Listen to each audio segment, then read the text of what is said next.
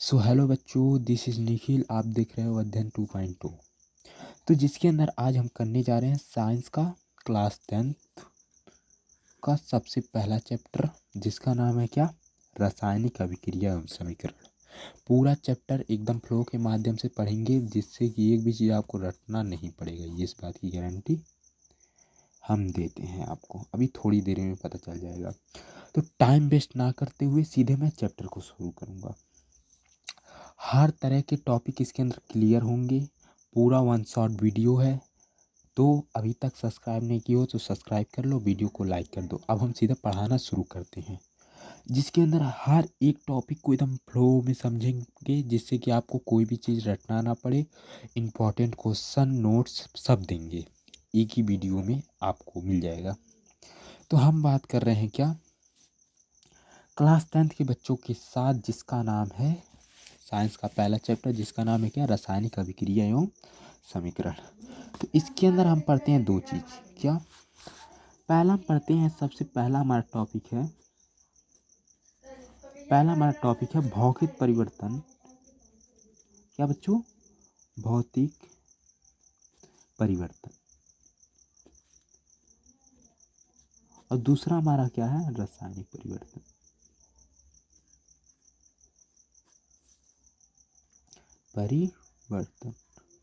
अब कहोगे सर जी कि ये क्या होता है और ये क्या होता है? तो चिंता मत लो, पूरे को मैं टॉपिक बाय टॉपिक हर चीज़ को क्लियर करते हुए चलूँगा। ये जान लो, सिर्फ आपको मेरे साथ नोट्स बनाना है और जिन जिन बातों को मैं बताऊं उन बातों को नोट्स करते हुए चलना है। देखो, इसका मैं एक एक एग्जांपल दूंगा दोनों का। उसी एक एग्जांपल से आपका पूरा कॉन्सेप्ट क्लियर हो जाएगा चिन्हने में, ये जान लीजिए। तो देखो, इसका मैं एग्जांपल क्या देता हूँ? मोम का पिघलना। क्या? मोम का पिघल। मानो मैंने इसका एग्जांपल दिया मोम का पिघलना। अभी मैं इसको समझाता हूँ। और इसका मैंने एक क्या दिया? लोहे पे या में जंग लगना। ये लगना है दूसरा ही। तो मैंने आपको दोनों का एक एक एग्जांपल दिया। अब इसके अंदर आपको कुछ चीज़ देखेंगे। देखो, जब हम मोम को पिघलाते हैं तो हम देखते हैं मोम ख़त्म नहीं होता है। मोम को हम जब गर्म करते हैं तो पूरा मोम हमारा पिघल के एक कटोरे में स्थित है। जलाने की बात मैं नहीं कर रहा हूँ, पिघलाना लिखा है। क्या? पिघलाना। मोम को हम पिघला रहे हैं, जला नहीं रहे। जलाने से वो ख़त्म हो जाएगा। जब हम पिघलाते हैं तो इसके अंदर देखते हैं कि मोम पिघल के एक जगह पे इकट्ठा हो जाता है, वो ख़त्म नहीं होता है।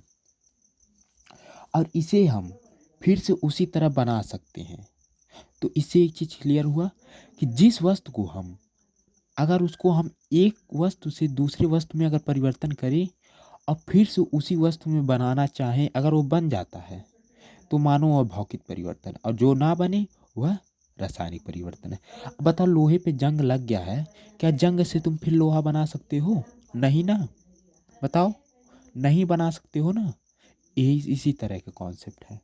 देखो, इसीलिए मोम का पिघलना इसका एग्जाम्पल है और लोहे पे जंग लगना इसका। यानी हमें ये पता चल गया कि जिसे हम फिर दोबारा बना सकते हैं उसे हम क्या कहते हैं? भौतिक परिवर्तन। और जिसे ना बना सकें उसे हम रासायनिक परिवर्तन। भौतिक परिवर्तन में मैंने एक चीज़ और बोला कि इसके द्रव्यमान में कोई परिवर्तन नहीं होता है। क्या? जो जितना हमारा द्रव्यमान रहेगा, अब द्रव्यमान का होता है बेटा मास। क्या? मास।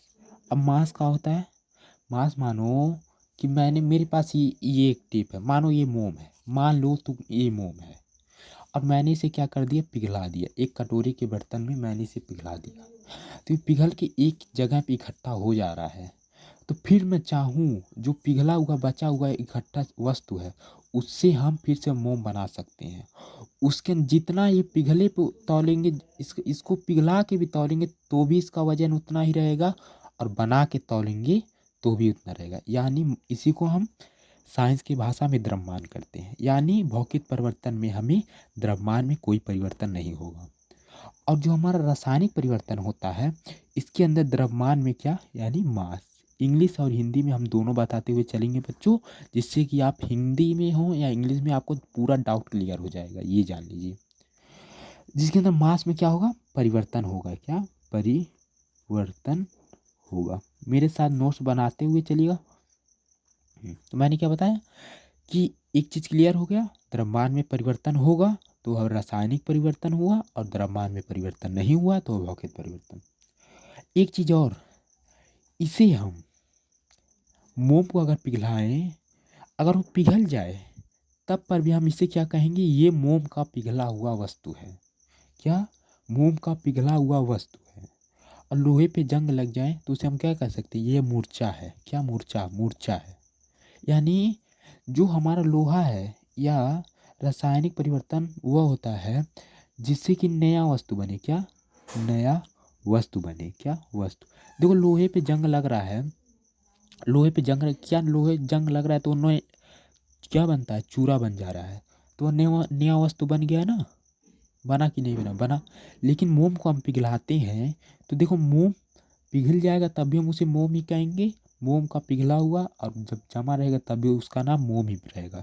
यानी एक बात और क्लियर हो गया, क्या इससे नया वस्तु नहीं बनता। क्या, नया वस्तु नहीं बनता। क्या, यानी भौतिक परिवर्तन में भी नया वस्तु नहीं बनता और रासायनिक परिवर्तन में बनता है। बस क्लियर हो गया ना, इतना ही था आपका भौतिक परिवर्तन और रासायनिक परिवर्तन में। अब हम पढ़ते हैं सीधे आगे कॉन्सेप्ट के साथ हर एक टॉपिक की ओर, जिसके अंदर हम पहला टॉपिक पढ़ेंगे। क्या बच्चों, जिसके अंदर हमारा पहला टॉपिक क्या है, पहला टॉपिक हम जब देखेंगे अपने बुक में एनसीईआरटी से लिया जा रहा है, यानी एकदम पूरा हम पढ़ाते हैं जो एनसीईआरटी से पैटर्न से है। जिसके अंदर जब हम पहला अपना बुक खोलेंगे तो उसके अंदर हमें क्या मिलेगा, रासायनिक। क्या, रासायनिक अभिक्रिया। क्या बच्चों, रासायनिक अभिक्रिया। अब रासायनिक अभिक्रिया को हम इंग्लिश में बात करें तो इसे कहते हैं हम केमिकल। क्या, केमिकल रिएक्शन। क्या, केमिकल रिएक्शन। मैं शॉर्ट फॉर्म लिख दे रहा हूँ, केमिकल रिएक्शन कहा जाता है। इतना आपको नॉलेज होना चाहिए। यानी हमारा एनसीईआरटी में सबसे पहला टॉपिक क्या आता है, रासायनिक अभिक्रिया। अब रासायनिक अभिक्रिया क्या होता है इसको आप समझो। रासायनिक अभिक्रिया यानी क्या, जब कोई पदार्थ मिल करके, यानी मानो कि ये क्या, नमक है। क्या, नमक, और ये क्या है, नमक। हाँ, नमक ले लूँ, और यहाँ पे मैंने ले लिया क्या, आलू। नमक और आलू मिला करके मुझे क्या बनता है, एक सब्जी बनता है। मान लो तुम, क्या बच्चों, सब्जी बनता है। नमक और आलू को मिला करके हम एक सब्जी बनाते हैं।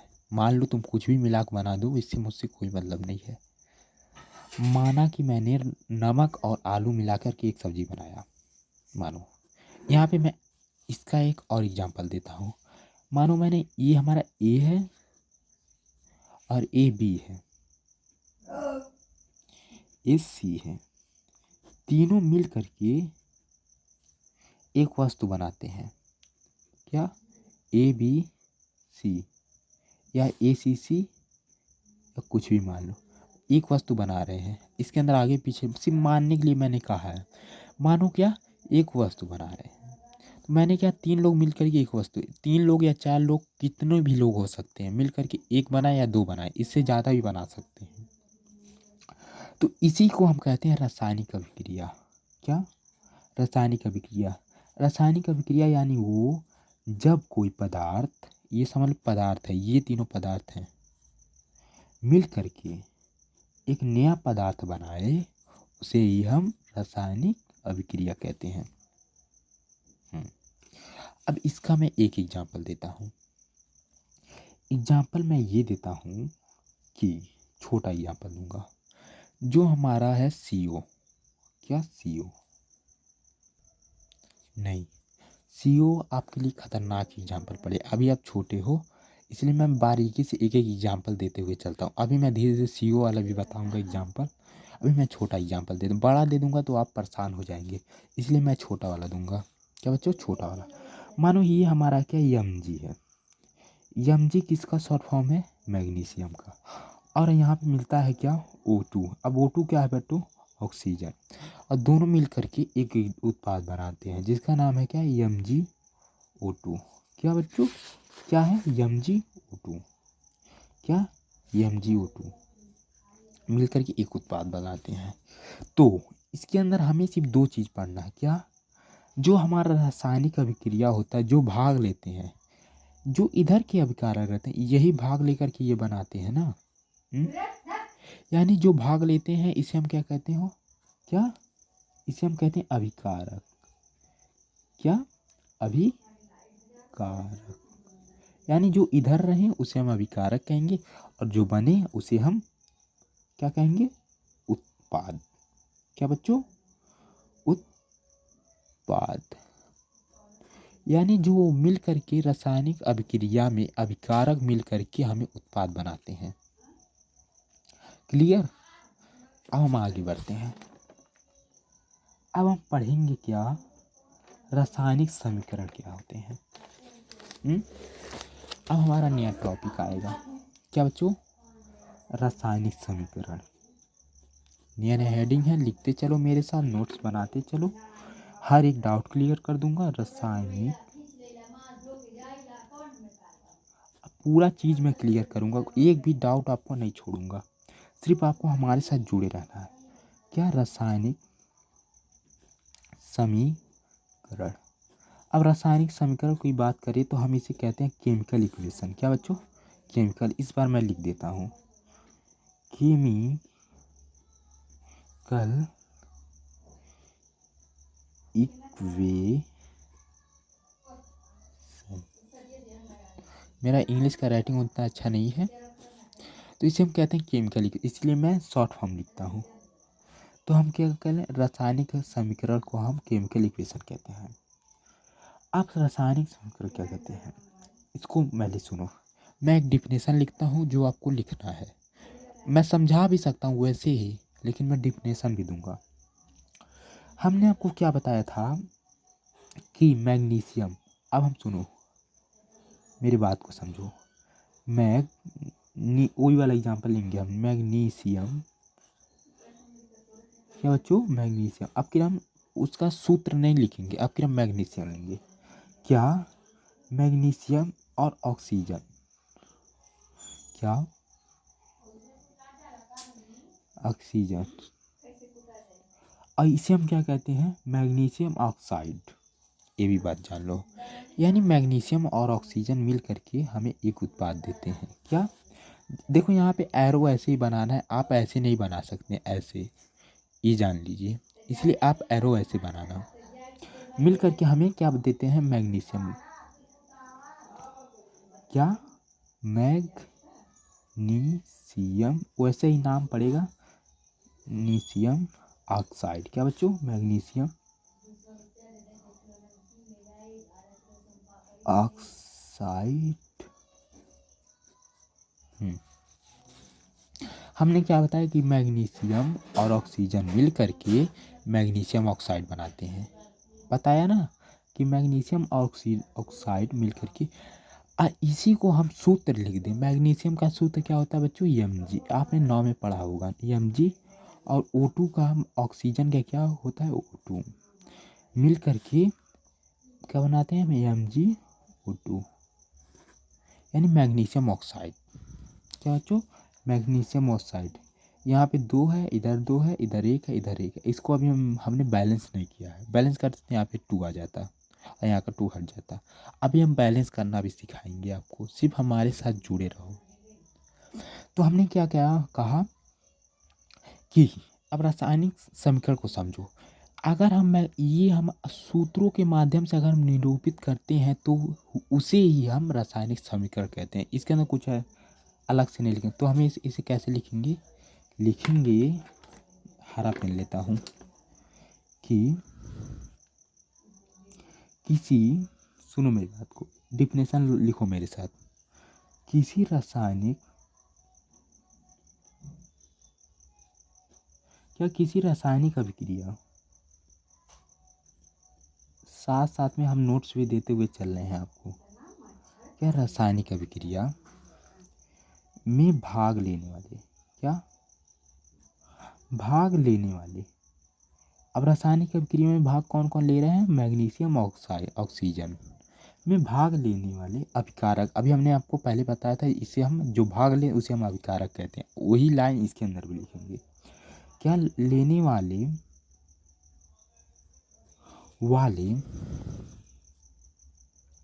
अभिकारक,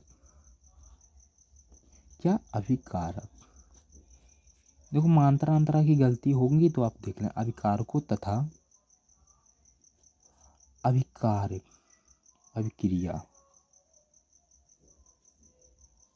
के फलन स्वरूप यानी मिल करके प्राप्त होते हैं, यानी फलन स्वरूप यानी ये दोनों मिल करके, यानी अभिकारकों और अभिक्रिया मिल करके हमें एक उत्पाद देते हैं। क्या लिख दो? हमें इसी को मैं डिटेल में लिख रहा हूँ।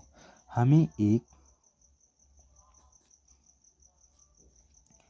उत्पाद देते हैं जिसे हम सूत्रों द्वारा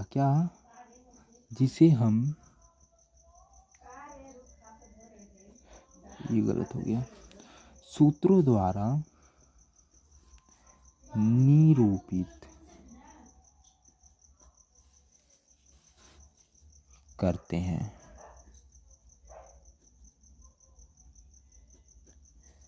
और इसे ही हम रासायनिक समीकरण कहते हैं। ये आप लिख देंगे, बस इतना ही लिखना था। उसके बाद ये वाला एग्जाम्पल आपको नीचे लिख देना है। तो मैंने क्या लिखा? इसे लिखा, ये लिखा कि मैग्नीशियम और ऑक्सीजन। यहाँ पे आपको डिटेल में थोड़ा सा बना देंगे। किसी रासायनिक अभिक्रिया में भाग लेने वाले रासायनिक अभिक्रिया, यानी जिसे हम अभिकारक कहते हैं, क्या अभिकारक, मिलकर के उत्पाद बनाते हैं, मिलकर के एक उत्पाद बनाते हैं। उसे ही अगर हम सूत्रों के माध्यम से निरूपित करें, यहाँ पे हमने सूत्र लिखे हैं, इसके और इसके निरूपित करते हैं, और सूत्र मिल करके मैग्नीशियम ऑक्साइड बनाते हैं, जिसे हम रासायनिक समीकरण यानी सूत्र, शॉर्ट एग्जाम्पल समझो। तो मैंने यही लिख दिया, बस इतना क्लियर। रासायनिक समीकरण किसे कहते हैं? अब हम पढ़ेंगे। ये हमारा पेज भर चुका है, इतना थोड़ा सा जगह है, इसे हम छोड़ करके आगे बढ़ते हैं बच्चों। उतनी जगह में कुछ हो नहीं पाएगा, इसलिए मैंने छोड़ दिया उसे। क्या अपने कैमरे को थोड़ा सा मैं मुड़ाता हूँ। सेट हो गया सेटअप अच्छे से। अब मैं शुरू करता हूँ बच्चों दूसरे पेज पे। तो हमने क्या क्या पढ़ लिया? हमने रासायनिक अभिक्रिया और रासायनिक समीकरण को पढ़ लिया। अब हम पढ़ेंगे क्या, बहुत ही मोस्ट इम्पॉर्टेंट है, जिससे एक एग्जाम्पल पक्का बनेगा, एक क्वेश्चन आपका पक्का बनेगा आपके पेपर में, जिसे हम कहते हैं बच्चों क्या, रसायन संघ है। रासायनिक समीकरण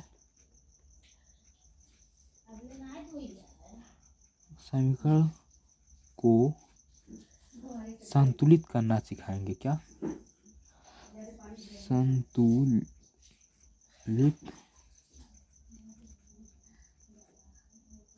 कैसे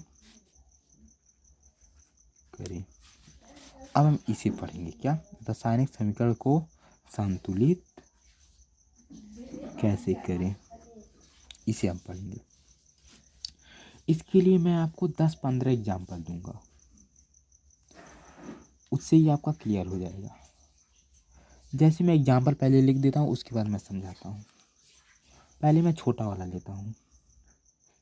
क्या जो हमारे इसी एक एग्जाम्पल को मैं फिर लेता हूँ, फिर उसके दूसरा, फिर उससे कठिन, उससे कठिन, उससे कठिन, उससे कठिन, ऐसे दूंगा। यानी मैग्नीशियम और ऑक्सीजन मिल करके क्या बनाती है, मैं इसे संतुलित नहीं करूँगा, पहले मैं वैसे ही देता हूँ, उसके बाद मैं संतुलित करना बताता हूँ कैसे होता है। अब ये मत कहना कि सर जी आपने टू क्यों नहीं लिखा, मुझे संतुलित करके इसे बताना है आपको। इसीलिए मैग्नीशियम ऑक्साइड बनाते हैं, क्या मैग्नीशियम और ऑक्सीजन मिल करके मैग्नीशियम ऑक्साइड बनाते हैं। अब आपको देखना है क्या ये संतुलित है, नहीं। देख रहा हूँ इधर मैं ऑक्सीजन 2 है और इधर कितने हैं, 2 है, नहीं है। यानी इधर कितने हैं, 1। क्या बच्चों, कितने मैग्नीशियम है, 1। यानी हमें रासायनिक संयुग्म संतुलित करने से पहले एक चीज़ सुन लो, जो भी हम अंक इधर उधर लिखेंगे वह इनके बीच में नहीं लिख सकते, यहाँ पे नहीं लिख सकते, या पहले लिखें या यहाँ पे लिखें, या यहाँ पे लिख सकते हैं, यहाँ पे लिख सकते हैं, लेकिन इनके बीच में नहीं लिख सकते। यहाँ पे लिख सकते हैं, ये जान लो, लेकिन हम यहाँ बीच में इसके नहीं लिख सकते। क्या बच्चों, मैं यहाँ पे लिख सकता हूँ, यहाँ पे लिख सकता, लेकिन इनके बीच में नहीं लिख सकता। यहाँ पे चाहो लिख सकता हूँ, जो अंक बढ़ाऊंगा यहाँ पे या यहाँ पे यहाँ पे, लेकिन इनके बीच में नहीं। अगर ये दूसरा रहता, मानो कुछ दूसरा, तो यहाँ से पहले ही मैं लिखता, बीच में नहीं घुसा के कर सकता हूँ कुछ भी। तो इधर मैंने देखा ऑक्सीजन 2 है, लेकिन मैं यहाँ पे 2 नहीं लगाऊंगा। मैंने क्या कहा, यहाँ अंदर आपको कुछ भी छिड़कानी नहीं करना, यानी 2 लगाने के लिए आपको यहाँ पे 2 लगाना पड़ेगा। क्या, इधर मैंने देखा कि O2 2 है, अरे देखो Mg का और O का गुणा हुआ है, यानी Mg अलग है और O अलग है। ये जानो कि मैंने क्या बोला, Mg अलग है, O अलग है, यानी Mg का गुणा एक बार Mg, 2 का गुणा एक बार Mg में होगा तो 2Mg हो जाएगा, और 2 का गुणा O में होगा तो 2O बन जाएगा, तो O2 बन जाएगा। ये समझो, तो हम एक बार जब Mg में गुणा करेंगे तो ये हमारा 2Mg बन गया, और एक ही बार O2 में करेंगे तो 2O2 बन जाएगा, यानी 2O2 इधर हो जाएगा और 2O2 इधर बराबर। समझे, यानी हमारा ऑक्सीजन बराबर हो गया। अब हमें देखना है कि इधर तो हमारा जो मैग्नीशियम है इधर 2 हो गया, इसके लिए अब हमको इधर क्या करना पड़ेगा, इधर भी हमें 2 लगाना पड़ेगा। देखो इधर मैग्नीशियम 2 है तो इसे भी 2 ही लो, यहाँ जितना उसे यहाँ लो, ये समझो। यानी 2 हमने मैग्नीशियम यहाँ पे लिखा तो 2 मैग्नीशियम हो गया यहाँ पे, और 2 ऑक्सीजन लिया तो 2 का गुणा एक बार इसमें होगा, एक बार उसमें, तो हमारा दोनों बराबर हो गया। अब मैं आपको दूसरा, ये बहुत ही आसान एग्जाम्पल है, इसी तरह के मैं और देता हूँ आपको। देखो मैं आपको करने के लिए देता हूँ, क्या HC प्लस Cl मिल करके हमें क्या देते हैं, 2HCl। अब आपको इसे बराबर करना है, देखना है कि इधर 2H है, 2 का गुणा एक बार H में है और 2 का गुणा एकदम Cl, यानी क्लोरीन। ये तो जानते होगे, यानी 2H है और 2 क्लोरीन है, यानी हम बीच में नहीं लगा, इसके हम बीच में नहीं, इसके हम आगे ही कर सकते हैं, इसके भी आगे हम कर सकते हैं। तो इधर हमको 2 बढ़ाना पड़ेगा, तो इधर मैंने 2 बढ़ा दिया, तो देखिए हमने 2 हाइड्रोजन हो गया, लेकिन हमारा क्लोरीन इधर 2 है लेकिन इधर 1 है, तो इसके लिए बच्चों मुझे यहाँ पे 2 लगाना होगा। देखो इसी तरह के बहुत ही आसान होते हैं, जिधर इतने हैं उसको भी इधर लिख दो, एकदम बराबर कर दो। अब मैं आपको कुछ एग्जांपल देता हूँ आपको सॉल्व करने के लिए, ज़्यादा नहीं दूंगा, 2 ही 3 दूंगा। पहला मैं देता हूँ क्या, इसे आपको बना के लाना है, N+H, यानी नाइट्रोजन और हाइड्रोजन मिल करके हमें NH3 देते हैं, क्या NH3। इसे आप थोड़ा सा अच्छे से लिखना है, देखें NH3 को हम बोलें तो क्या कहते हैं, नौसादर। क्या, इसको मैं अच्छे से लिखता हूँ, यानी N और प्लस CH मिल करके हमें बच्चों क्या देते हैं, NH3 देते हैं। अब आपको इधर संतुलित करना है, ये आपका होमवर्क, एक मैं होमवर्क देंगे, जब आप करेंगे तभी आपको आएगा, और जब नहीं करेंगे तो नहीं आएगा, ये बात जान लो। तो एक एग्जाम्पल मैं आपको होमवर्क दे देता हूँ, इसे आप सॉल्व कर लेना, बराबर कर देना। इधर देखो हाइड्रोजन 3 है, इधर हमें भी 3 करना होगा, नाइट्रोजन 1 है तो 1 ही रहने देगा। अब हम आगे बढ़ते हैं। संतुलित करना बहुत ही आसान था बच्चों, तो आपने संतुलित करना सीख गए होंगे। अब हम बढ़ते हैं मोस्ट इम्पॉर्टेंट की टॉपिक की ओर। अब हम पढ़ेंगे रासायनिक अभिक्रिया के प्रकार। क्या टॉपिक क्या है? नया टॉपिक है रासायनिक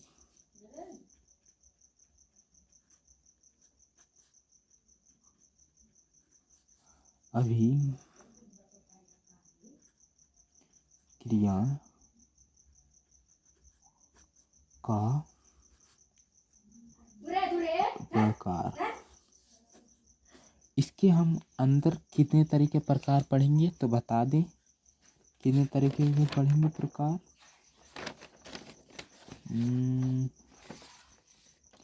1 2, यहाँ पे 3 है, 4 5 6 7 8, यानी 8 टाइप हम पढ़ेंगे। क्या हमारे रासायनिक अभिक्रिया के कितने पार्ट हैं? 8। तो बारीकी से मैं हर एक टाइप को क्लियर कराते हुए चलूँगा। तो जो हमारा पहला टाइप है, क्या बच्चों? पहला टाइप जिसे हम कहते हैं संयोजन अभिक्रिया। क्या?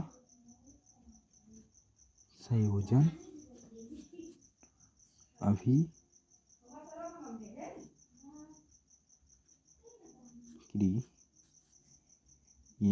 यहाँ लिख देता हूँ।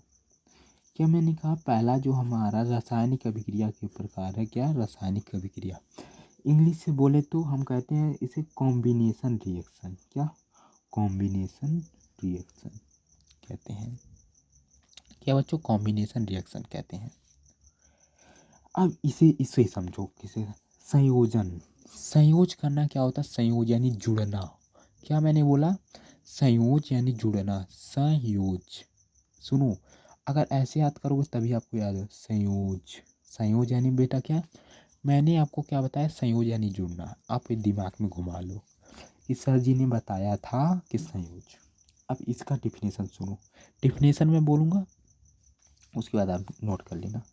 मैंने कहा ए और प्लस बी मिल करके एक उत्पाद बनाते हैं। कितने?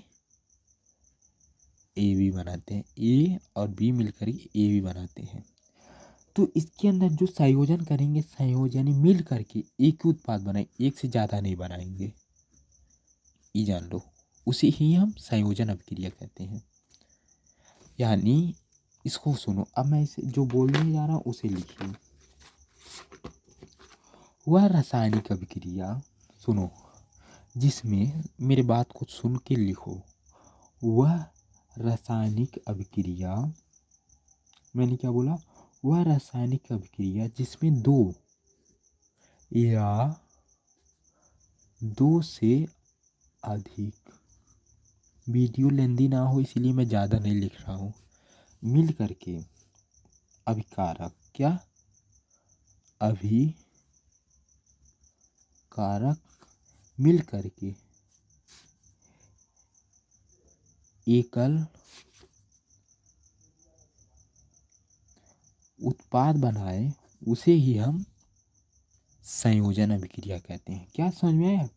वह रासायनिक अभिक्रिया जिसमें दो या दो से अधिक अभिकारक मिल करके एकल उत्पाद बनाए, उसे ही हम रासायनिक अभिक्रिया कहते हैं। देखो मैंने संयोग का एग्जाम्पल क्या दिया कि संयोग यानी जुड़ना। बेटे ऐसे याद करो, संयोग यानी जुड़ना, यानी ए प्लस बी मिल करके हमें ए बी देंगे, ए प्लस बी प्लस सी मिल करके ए बी देंगे, इसके अलावा और कुछ नहीं दे सकते। ये जान लो।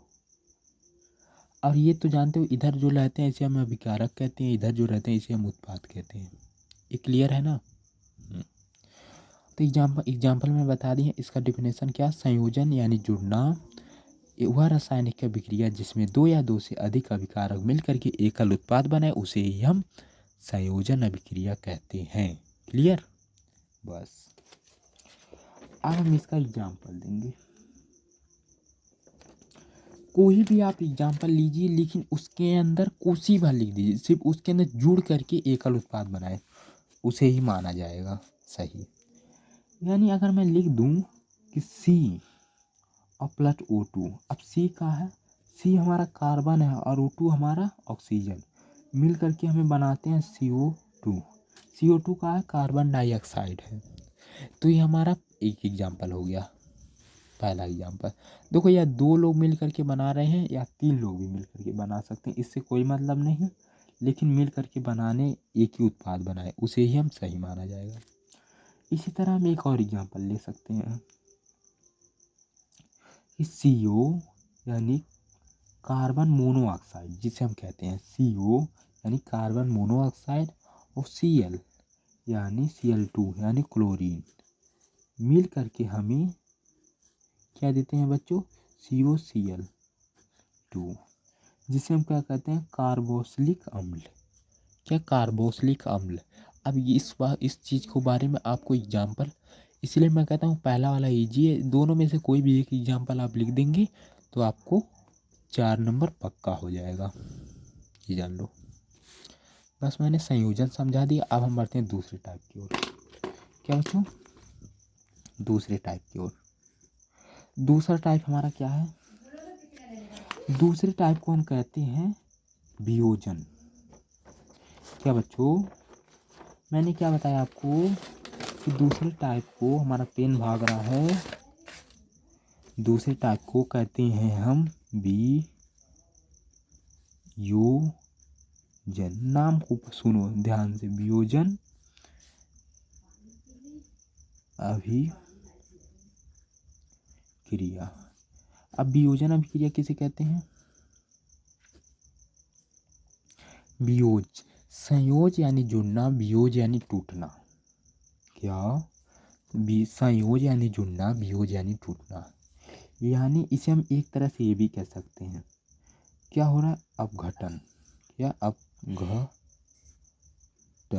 हो रहा है, यानी वियोज यानी टूटना। तो बच्चों, हमने संयोजन के बारे में बता दिया अच्छे से कि जो दो अभिकारक मिल करके एकल उत्पाद बनाते हैं तो हमारा संयोजन अभिक्रिया होता है। अब वियोजन को सुनो, वियोजन वो कहते हैं, वियोजन नाम पर वियोजन यानी वियोज करना यानी टूट जाना।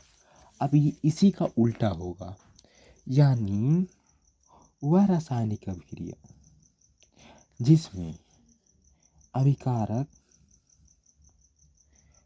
अभिकारक क्या, अब हम इसे ही अभिकारक कह देंगे, जो इधर है इसे हम अभिकारक कहेंगे। यानी ए बी किसी कारणवश, क्या, किसी कारणवश वह ए और बी में टूट जाता है तो उसे ही हम वियोजन अभिक्रिया कहते हैं। समझ में आया, वियोजन का मैंने शॉर्ट एग्जांपल दिया है, अब मैं इसको डिटेल में समझाऊंगा। क्या, इसका वियोजन उसका संयोजन का उल्टा होता है, यानी ए प्लस बी टूटेंगे क्या, ए और बी में। अब वियोजन जो हमारा अभिक्रिया होता है, इधर देखो, वियोजन अभिक्रिया हमारा 3 प्रकार के होते हैं। मैंने क्या बताया, हम पढ़ रहे हैं रासायनिक अभिक्रिया, जिसके अंदर हमने पहला पार्ट पढ़ा, और जिसके अंदर दूसरा पार्ट पढ़ रहे हैं वियोजन। वियोजन के अंदर मैंने क्या बताया कि वियोजन जो हमारा रहता है ये 3 पार्ट के होते हैं। यही पर थोड़ा सा कठिन है, उसके बाद आपको कुछ भी नहीं आसान एकदम मिलेगा। कि वियोजन के कितने प्रकार होते हैं, 3।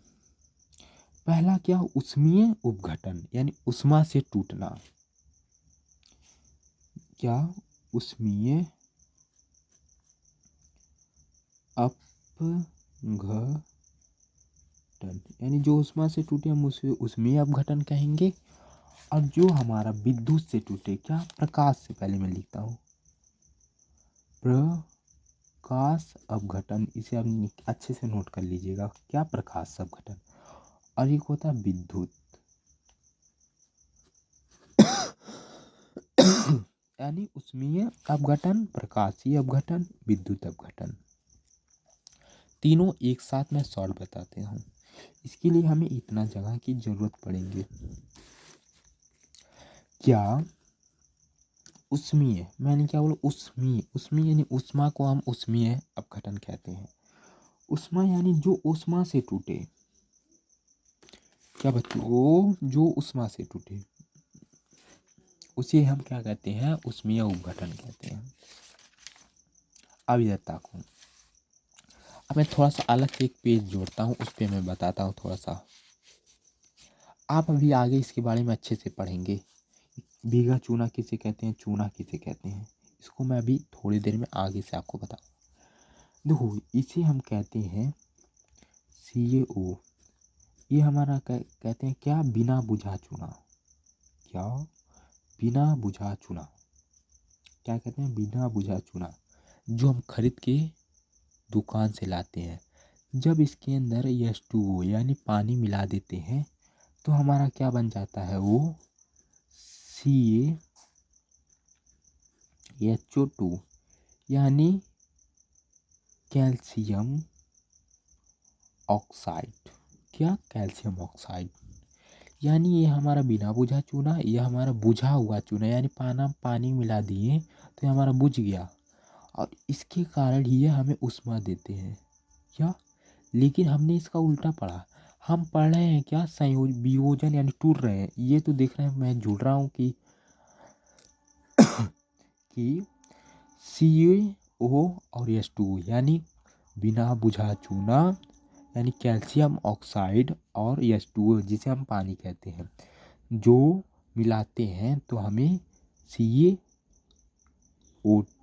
देते हैं, जिसे हम क्या कहते हैं, कैल्शियम ऑक्साइड कहते हैं, दे रहे हैं। तो हमने क्या पढ़ा, यहाँ पे देख रहे हैं जुड़ रहे हैं, लेकिन हमें जुड़ने वाला एग्जाम्पल नहीं लिया ना, जिसे हम तोड़ने वाला एग्जाम्पल जो टूटे, तो इसी को उल्टा कर देंगे तो हाँ ये टूटने वाला एग्जाम्पल हो जाएगा। क्या, क्या, इसी को उल्टा करके लिख देना है।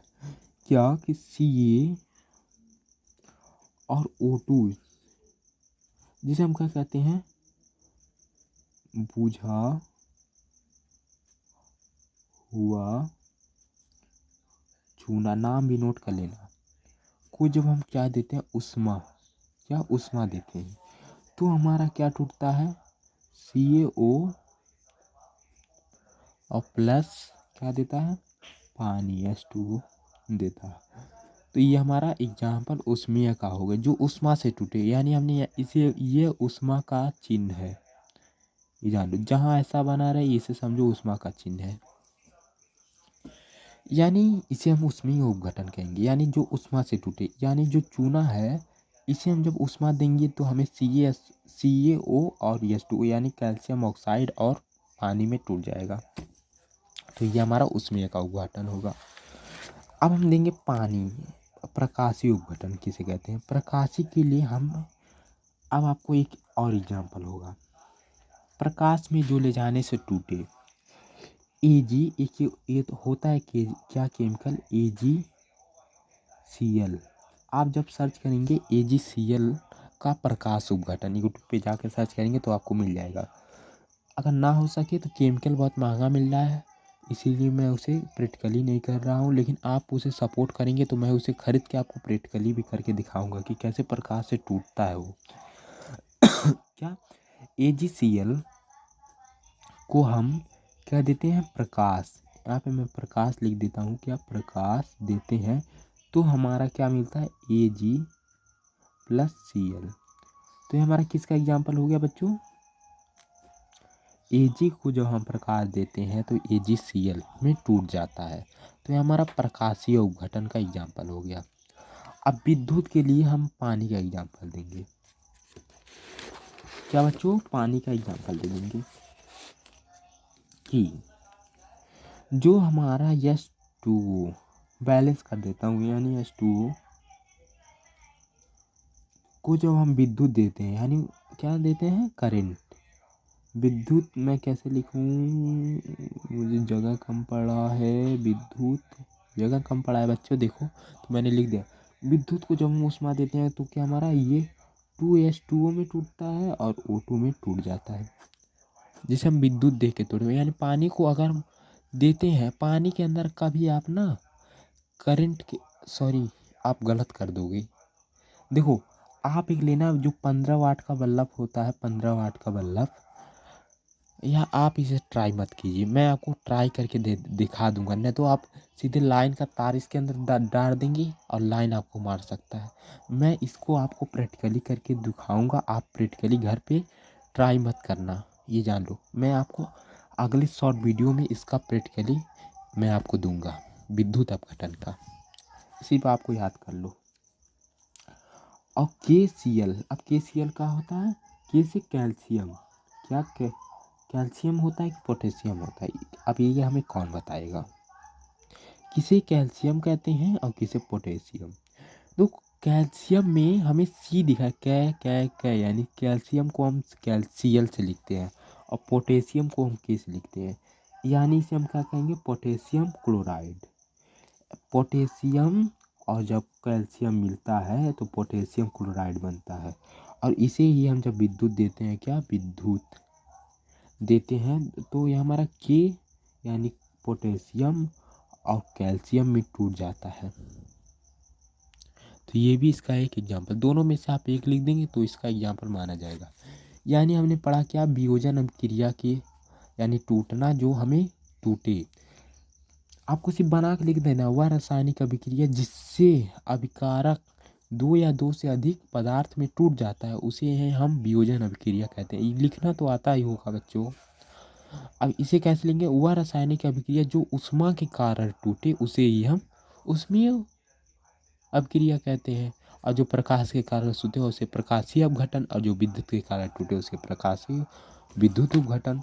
बस क्लियर, इतना क्लियर हो गया। अब हम बढ़ते हैं दूसरे पेज की ओर बच्चों, क्या दूसरे पेज की ओर बढ़ते हैं। दूसरा हमारा मोस्ट इम्पॉर्टेंट,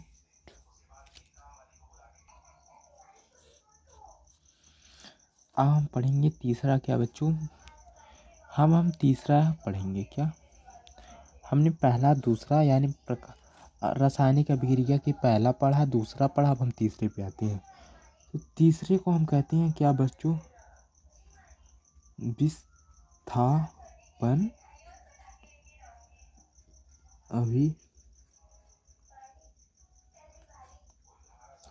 अभिक्रियाएं। विस्थापन अभिक्रिया क्या बच्चों, विस्थापन यानी विस्थापित करने वाला रासायनिक अभिक्रिया। देखो नाम में ही पूरा छुपा है, सिर्फ आपको ध्यान से देखना है तो आप पूरा कॉन्सेप्ट क्लियर कर लोगे।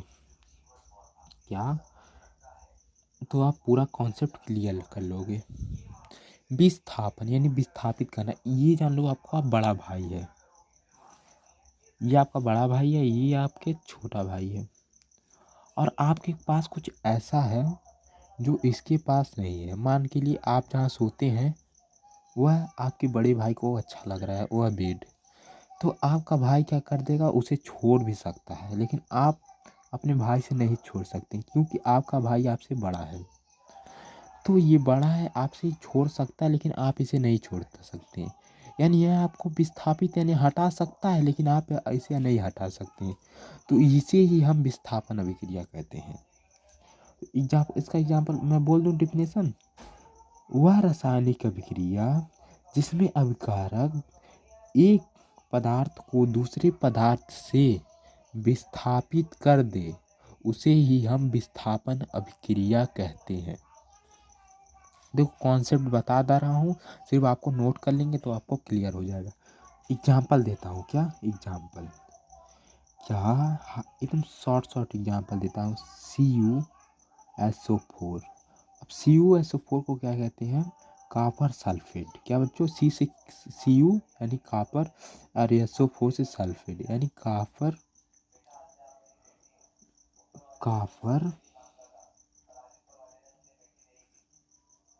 सल्फेट कहेंगे। और कुछ जब हम इसे Fe के साथ में, अब Fe किसका सूत्र है, आयरन। क्या बच्चों, आयरन, इसके बारे में आपने क्लास 9th में ही पढ़े होंगे। आयरन का ये सूत्र है। कुछ जब हम मिलाते हैं, ये वाला समझो, इधर अगर दो रहे तो दो लो, यानी ये हमारा प्लस रहता है, ये हमारा माइनस। अगर इसके साथ दो रहता है तो ये हमारा प्लस हो जाता है और इसके बगल वाला माइनस। लेकिन है नहीं तो इसे हम माइनस नहीं लेंगे। इसे मैं आपको दिखाने के लिए ले रहा हूँ। यानी प्लस किसके साथ जाएगा, माइनस के साथ, लेकिन माइनस नहीं है। लेकिन जो ये वाला प्लस है वो माइनस के साथ आ सकता है, ये प्लस अपने माइनस के साथ नहीं पकड़ेगा। यानी ये वाला प्लस इसके माइनस को पकड़ेगा और ये वाला प्लस इसके माइनस को पकड़ेगा, लेकिन है नहीं तो ये नहीं पकड़ेगा। यानी यह फी या सो 4 बन जाएगा। यानी ये प्लस और ये इसका माइनस मिलेंगे, यानी यह फी या सो 4। समझ में आया कैसे पकड़ना, इसे लगाओ प्लस, इधर लगाओ माइनस, इधर लगाओ प्लस, इधर लगाओ माइनस। इसका प्लस इससे पकड़वा दो, इसका प्लस इससे माइनस वाले से पकड़ा दो। माइनस है नहीं तो इसे अलग अलग लिख दो। तो मैंने इसका इससे पकड़वा दिया और सी नहीं है तो इसे मैं अलग लिख दे रहा हूँ। बस इसे ही हम विस्थापन अभिक्रिया कहते हैं। देखो इसको विस्थापित हो रहा है कि नहीं, सी जो कि इसके साथ था वह अकेला हो गया। जो कि इसके साथ था किसको विस्थापित किया, यफी ने सीओ को विस्थापित कर दिया। यानी जो हमारे यफी है यह इससे ताकतवर है, इससे हमें पता चल रहा है। आगे हम ट्रिक आपको बताएंगे कि कैसा ट्रिक है, बताएं। एक मैं बता देता हूँ। कालू नाम का माली आलू जरा फीका पकाता है। कालू नाम का माली आलू जरा फीका पकाता है। इसके बारे में आप चैप्टर 3 में एकदम डिटेल में बताएंगे बेटा कि कौन किसको अच्छे से विस्थापित करता है। सिर्फ आपके लिए इतना जानो कि जो हमारा प्लस माइनस और प्लस माइनस, ये वाला प्लस इस माइनस के साथ जाएगा और इस वाला प्लस इस माइनस के साथ आएगा। इतना आप अभी जानो। तीसरे चैप्टर में मैं इसको और डिटेल में बताऊंगा। अभी के लिए पहले चैप्टर में बस इतने का ही ज़रूरत है। तो यानी विस्थापन अभिक्रिया वह रासायनिक अभिक्रिया जिसको एक पदार्थ दूसरे पदार्थ को विस्थापित, यह पदार्थ है सब, सीधा लिख दूँ तब। वह रासायनिक अभिक्रिया जिसमें एक पदार्थ दूसरे पदार्थ को विस्थापित कर दे उसे ही हम विस्थापन अभिक्रिया कहते हैं। कितना आसान, आसान है कि नहीं, आसान है ना। तो खत्म विस्थापन अभिक्रिया भी। तो हमने प्रकाश का 3 पढ़ लिया। अब हम बढ़ते हैं क्या, चौथा। क्या बच्चों, चौथा एग्जाम, चौथा टाइप जिसे हम कहते हैं द्वि विस्थापन। विस्थापन का ही रूप, क्या लेकिन ये चौथा है, चौथा टाइप क्या, विस्थापन अभिक्रिया। मजा आ रहा है ना बच्चों। विस्थापन अभिक्रिया को इंग्लिश में हम डबल डिस्प्लेसमेंट रिएक्शन कहते हैं। क्या, डी से डबल और डी से डिस्प्लेसमेंट और आर से रिएक्शन, आपको पूरा लिख लेना नाम। द्विविस्थापन को डबल विस्थापन रिएक्शन, इसके लिए आपको एक नोट से याद करना पड़ेगा, ये वाला। वे रासायनिक अभिक्रियाएं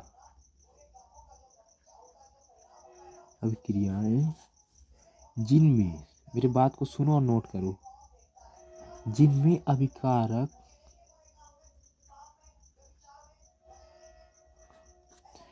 के आयनों का होता है, इसको भी मैं आपको अभी बताऊंगा। आयनों का या मूलों का आयनों और मूलों का परस्पर विस्थापन हो, या अभी मैं इसको डिटेल में बताता हूँ, सिंपल अभी नोट तो कर लो बच्चों। परस्पर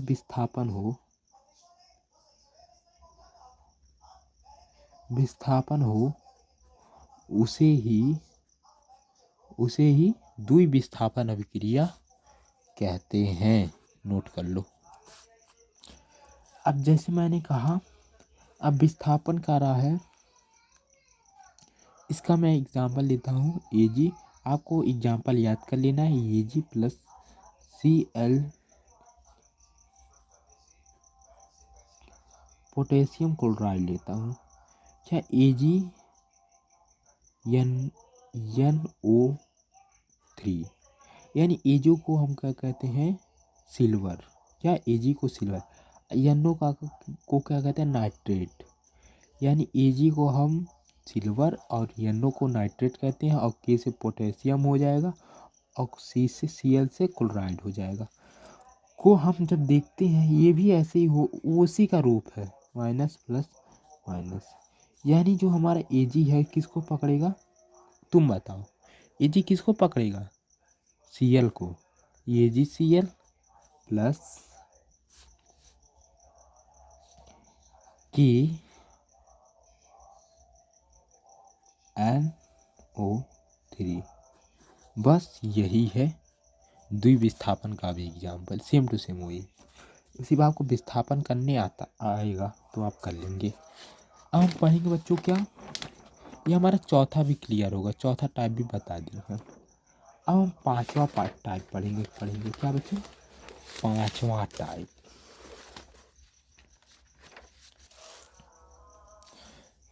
पांचवा टाइप पढ़ने से पहले आपको एक चीज याद होना चाहिए,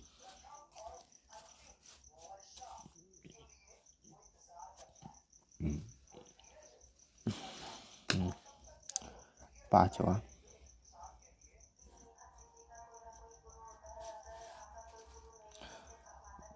को हम कहते हैं अपचयन। अब कहोगे अपचयन का होता है बच्चों, अपचयन, मुझसे थोड़ा लिखने में गलती हुई, क्या अपचयन और उपचयन, सिर्फ आप देखेंगे अ और उ का अंतर है, अ और उ का अंतर है, लेकिन आप नाम में थोड़ा सा कंफ्यूजन होगा, लेकिन ये इससे आपका समझ लो एक MCQ बनता है हर बोर्ड के एग्जाम में, अपचयन और उपचयन में से। अब सुनो उपचयन क्या होता है, क्या अपचयन बताएं कि उपचयन पहले, अपचयन बताते हैं क्योंकि अपचयन पहले है। अपचयन वो होता है, अपचयन जिसके अंदर हाइड्रोजन जुड़ेगा, मेरे बात को सुनो, जिसके अंदर हाइड्रोजन जुड़े और हमारा ऑक्सीजन निकले, उसे हम क्या कहेंगे, अपचयन। क्या अपचयन कहेंगे, दोनों में से एक हो, या हाइड्रोजन जुड़ रहा है या ऑक्सीजन निकल रहा है, अगर ये दोनों क्रिया होता है तो उसे हम अपचयन कहेंगे। और जो उपचयन होगा इसका उल्टा होगा, उपचयन उसे कहेंगे जिसके अंदर ऑक्सीजन जुड़े लेकिन हाइड्रोजन निकले। ये आपको थोड़ा सा 2-3 बार दिक्कत कर सकता है, इसीलिए बच्चों इससे एक MCQ बनता है, तो इसे आप अच्छे से याद कर लेना। यानी अपचयन उसे कहेंगे जिसके अंदर हाइड्रोजन जुड़े ऑक्सीजन निकले, और उपचयन उसे कहेंगे जिसके अंदर क्या जुड़े, ऑक्सीजन जुड़े हाइड्रोजन निकले। इसका मैं एक एग्जांपल दे दूं क्या, एग्जांपल दे दूं बच्चा, देखो अब मैं एग्जांपल देता हूँ किसका, पहले उपचयन का, मैंने इसे अपचयन का पहले लिया, अब मैं उपचयन का एग्जांपल दूंगा पहले। यह जो एग्जांपल किसका है बच्चों, उपचयन का एग्जाम्पल है, यानी Cu प्लस O, Cu वाला एग्जाम्पल आ गया, Cu यानी कॉपर, O यानी ऑक्सीजन, मिल करके हमें CuO यानी कॉपर ऑक्साइड, यानी Cu यानी कॉपर और ऑक्सीजन मिल करके कॉपर ऑक्साइड देते हैं। तो हम देख रहे हैं यहाँ पे हमें ऑक्सीजन जुड़ रहा है, क्या ऑक्सीजन जुड़ रहा है, हमने क्या बताया था, या ऑक्सीजन जुड़े या हाइड्रोजन निकले तो उसे हम क्या कहते हैं, उपचयन अभिक्रिया। इसी तरह हम अपचयन का एक एग्जाम्पल लेंगे,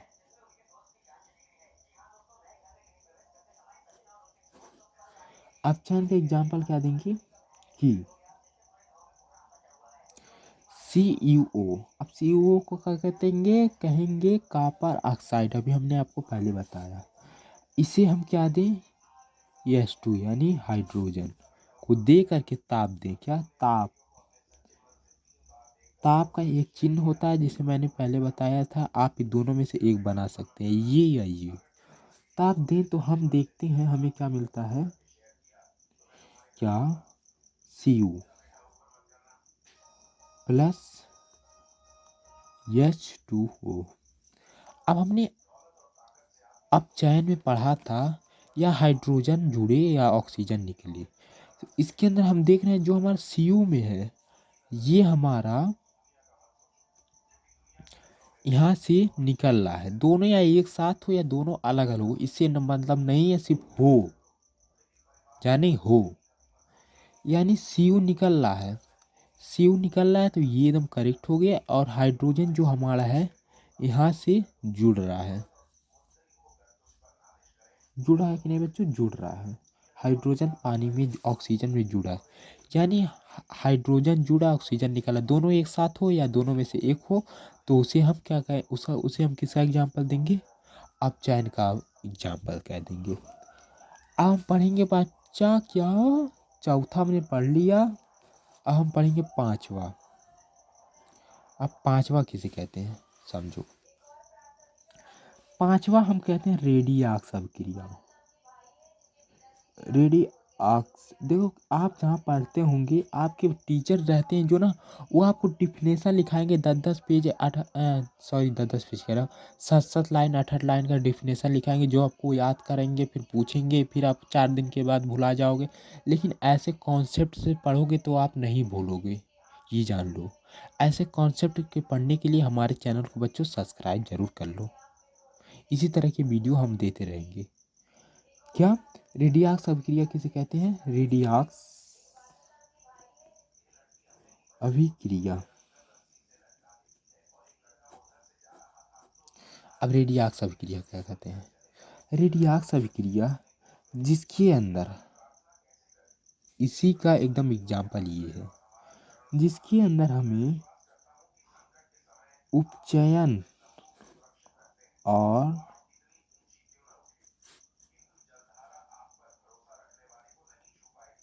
अपचयन दोनों एक साथ हो। क्या? दोनों एक साथ हो तो उसे हम रेडियाक्स अभिक्रिया कहेंगे। क्या बच्चों? दोनों एक साथ हो उसे तो हम क्या कहेंगे? रेडियाक्स अभिक्रिया। इसका एग्जाम्पल क्या है? अभी मैं वही वाला एग्जाम्पल लूँगा, CuO प्लस H2। यहाँ पे हम देखेंगे कि H2O बन रहा है। तो यहाँ हम देख रहे हैं Cu से हमें ऑक्सीजन निकल रहा है। क्या? तो जो जहाँ से हमें ऑक्सीजन निकलता है उसे हम क्या कहते हैं? अपचयन। इसे आप अच्छे से क्लियर कर लेना। और जहाँ हाइड्रोजन जुड़े, यानी हाइड्रोजन में हमें ऑक्सीजन जुड़ रहा है, उसे हम क्या कहेंगे? उपचयन। अभी आपको ये क्लियर नहीं होगा तो इसे आप अच्छे से देखें। यही बात मैंने यहाँ पे बताया है। सिर्फ रेडियाक्स अभिक्रिया में ये होता है जो दोनों एक साथ हो उसे हम रेडियाक्स अभिक्रिया कहते हैं। तो हमने देखा कि दोनों एक साथ हो रहा है, अपचयन और उपचयन दोनों एक साथ हो रहा है तो इसे हम क्या कहेंगे? रेडियाक्स अभिक्रिया है। बस यही है रेडियाक्स अभिक्रिया के एग्जाम्पल। अब हम पढ़ेंगे मोस्ट इम्पॉर्टेंट टॉपिक को। क्या? मोस्ट इम्पॉर्टेंट टॉपिक की ओर। हमने कितने पढ़े? 4-5 टाइप पढ़ चुके हैं। अब हम छठवां टाइप पढ़ेंगे। क्या? क्या छठवां टाइप पढ़ेंगे? क्या छठवां टाइप पढ़ेंगे? अब छठवां टाइप क्या है बच्चों? छठवां टाइप ये है कि, छठवां टाइप क्या है इसे मैं बताता हूँ। छठवां टाइप ये है कि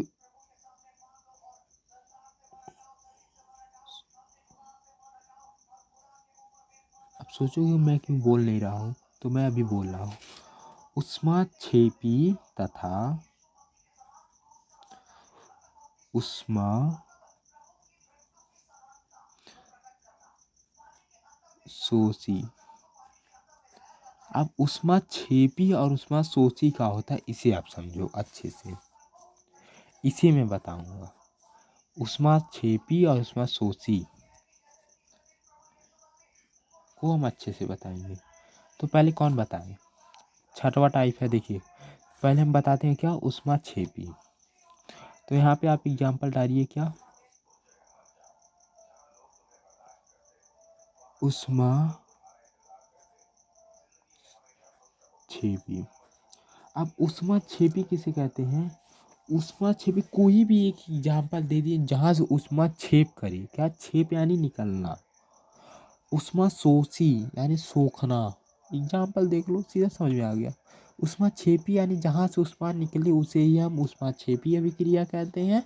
और जहाँ से उष्मा शोषी यानी जहाँ से उष्मा सोखे उसे हम क्या कहेंगे? उष्मा शोषी अभिक्रिया। बस इतना बता दोगे, आपका मास्टर आपसे खुश हो जाएगा।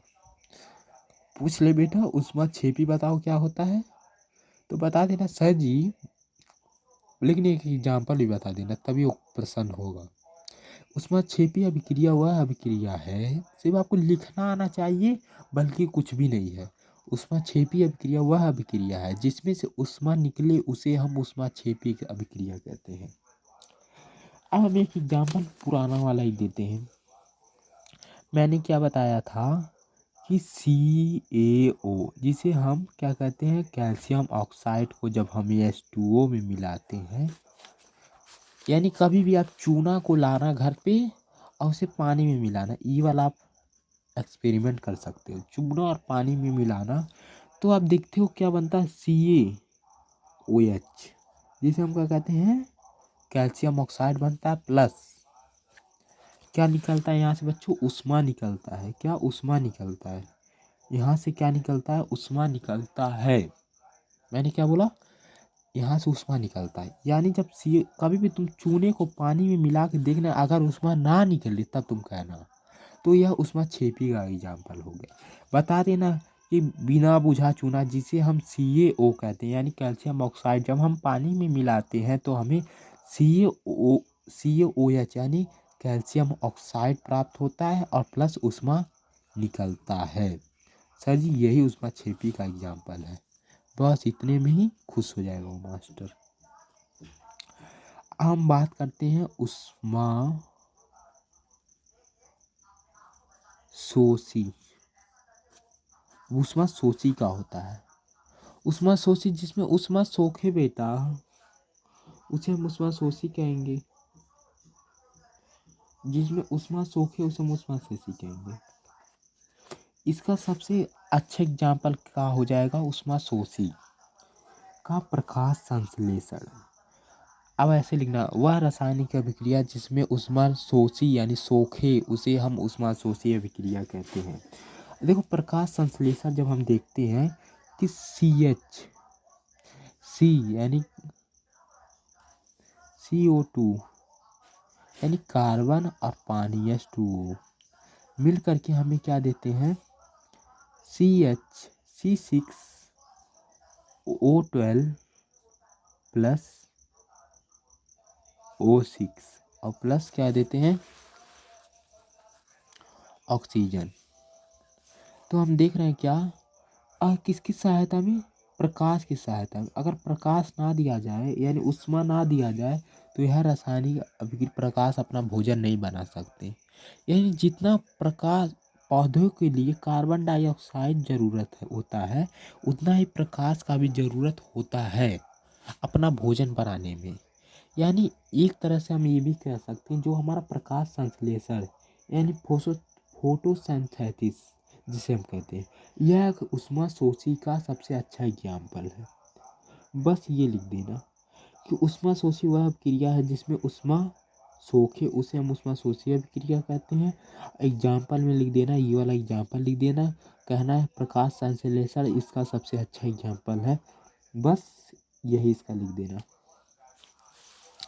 अब हम पढ़ेंगे नया टॉपिक। बच्चों क्या नया टॉपिक? हमने कितने टॉपिक पढ़े हैं? 6 टॉपिक पढ़ चुके हैं। अब हम 7वां टॉपिक पढ़ेंगे। 7वां टॉपिक हमारा है क्या? संक्षारण। संक्षारण। अब संक्षारण किसे कहते हैं? जब कोई पदार्थ, एग्जाम्पल देता हूँ, एग्जाम्पल से आपको समझ आ जाएगा आसानी से। देखो हमने का लिया एक Fe। क्या बच्चों? Fe यानी आयरन यानी लोहा। लोहा को जब हम खुले में रख देते हैं, तो यह ऑक्सीजन जो रहता है, ऑक्सीजन के साथ अभिक्रिया कर लेता है, ऑक्सीजन के साथ अभिक्रिया कर लेता है और क्या बनता है, चूड़ा, यानी मूर्छा जिसे हम कहते हैं।